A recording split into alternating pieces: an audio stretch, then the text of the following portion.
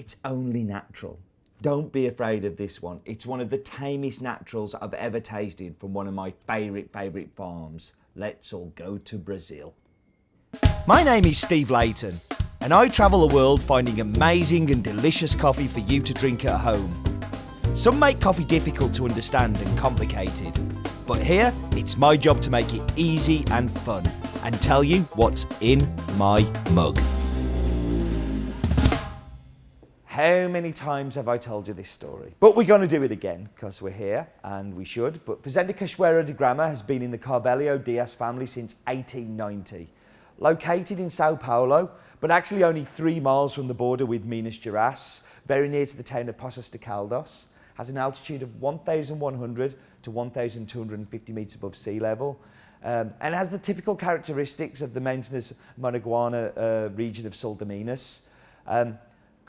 Gabriel Carvalho Dias is like one of Brazil's most leading agronomists. He owns several other farms that border each other, which have a total area of 417 hectares. Bear in mind when we talked about La Gloria a few weeks ago, that's 2.5 hectares. It is huge, but Fazenda Cachoeira is 165 hectares, which again gives you some idea of the scale. But everything is still done manually on the farm. Its topography makes mechanisation just impossible. The mill, as I've said, is already close to the town of Poços de Caldas, which is around about 45 minutes away from the farm. Gabriel and the family consider social and environmental sustainability to be super important. The farm has a program of planting trees, maintaining the ecology and the balance. They also have a school, a club, an official-sized soccer field, football, it's not soccer, for the employees to work. They also have 47 houses, all with modern facilities for the workers to live in. Wastewater is treated to avoid polluting the stream that runs across the farm. The farm has a small hydroelectric plant and only buys energy during peak harvest to do the processing, so all of the houses get free electricity. And they have some original bourbon trees which are up to 108 years old. This farm is just amazing. And if you want to go and stop on there, they actually have jeeps now that you can rent, which overlook the drying patios. And they have some of the best mountain biking courses that you're ever going to do. And so you should definitely go visit Fazenda Cachoeira if you're in Poços de Caldas. So I'm joined by Gary. Say hello, Gary. Do I have to talk? He's kind of really good medium. We have an audio podcast that goes with the video one as well, so that's going to be really confusing for the audio ones if you don't. I was going to mime. Okay. Maybe I can translate. Jazz hands. Right. Anyway. Would you like a spoon? So we're going to cup the Brazil Cachoeira Canario Natural. Very good. We're big fans of Cachoeira, aren't we? Yeah. Good fun. Good farm. Good fan. Good fan. I mean, so Gary used to be a customer before I made him come and work for me. Yep. And you used to have Cachoeira in your cafe, didn't you? I did. Yes. Yeah. So all the Cachoeiras. yeah, and this is because they are crowd pleasers. They are coffees that makes everybody happy. The people that talk about coffee and like, oh, I drink it, but I can't really taste it. Like stuff like this is a great example to give them because you can give them the same farm but the breakdown. So it's like the subtle differences in there. Exactly. Yeah. No, I couldn't agree more. And they are subtle with this farm. I mean, I did. I was doing a cupping the other day with the Longbury and the Catura from La Linda. All right. And massively different, but actually Cachoeira is one of those ones that it's very gently different. And their naturals aren't stupid funky. Brazilian naturals never are though, they're very controlled. So. Yeah, but this one I feel is kind of one of the best examples of that control. So let's dive in because I want to taste it now. I'm bored of talking. You? Yeah, I know. It's hard, isn't it? But yeah, maybe I should do mine from now on, in my mind. So, tasting it first off, I would find it difficult to say whether that was a natural or a port natural. Yeah, no, I agree. Yeah, it's super clean. It is what I call a shoulder, or a nibble. Nibble. A nibble.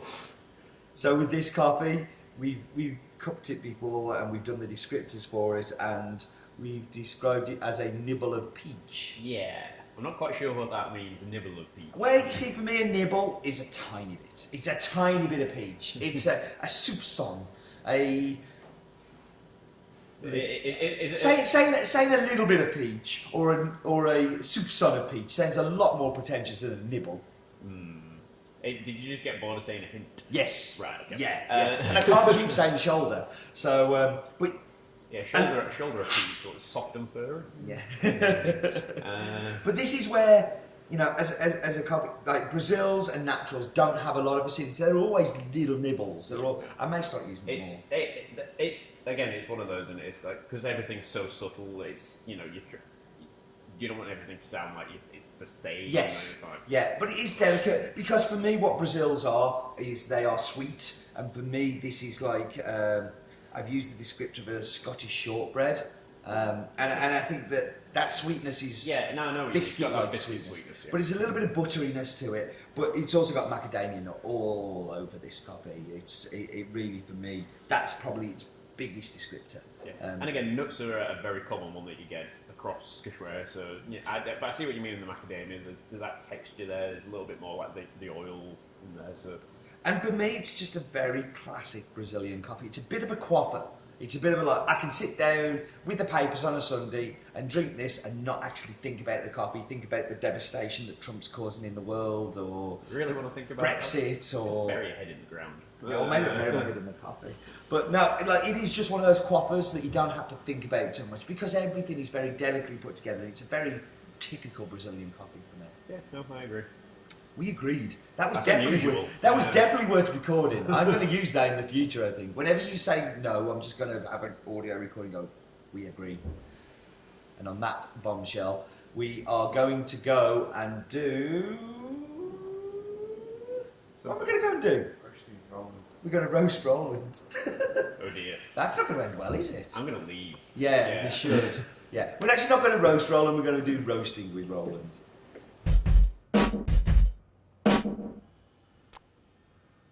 Very, very sorry. I misled you, and that was wrong of me. I don't like telling lies, and I told a lie. We're not roasting with Roland, because what we're going to do is that I've got from 2012, 13, and in my mug I recorded at the Cachoeira waterfall, and that's going to be far more interesting than roasting with Roland, because we did that last week. We don't want to do that 2 weeks on the trot. So we're going to go and look at retro in my mug. Kind of just outside the town of Poços de Caldas, which is in Minas Gerais, but this is actually in Sao Paulo state. We were joking earlier up at the farm that this is one of the best known farms in Minas Gerais that isn't in Minas Gerais. Has a production of, has around about 120 hectares. Production kind of up and down, but it's around about, I think it's around about 2,000 bags, which is, for Brazil, it's kind of big, but not massive. Elevations of like 10,000 metres to 12,000 metres. Has a mixture of varietals, has Bourbon, has Canario, has Cachoeira, has red Bourbon and yellow Bourbon, not just Bourbon, and Mundanovu. So lots of different varietals on the farm, lots of great coffees. Has been in the family for over 100 years now, and it's just an amazing farm. Has won many awards. Won Cup of Excellence, has been finished in the tops quite a lot, very well renowned, won Illy Cafe's competition. It's just one of those coffees that stands out for great quality and is super tasty.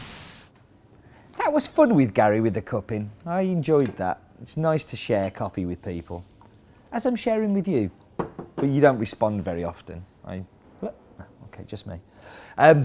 Let's get into this week's coffee. So it's a natural, as we already know, but we know it's a clean natural, and that makes me excited. I'm really looking forward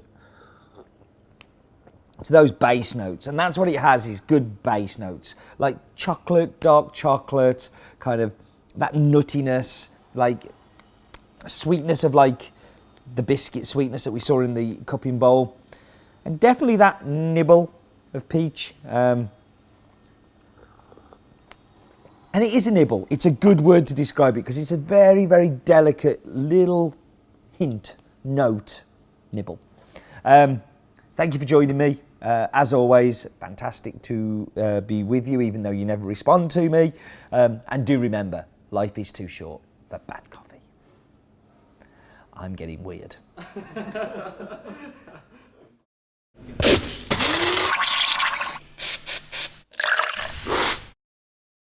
Why didn't I say when it's only natural? I'm going, it's only natural. Yeah.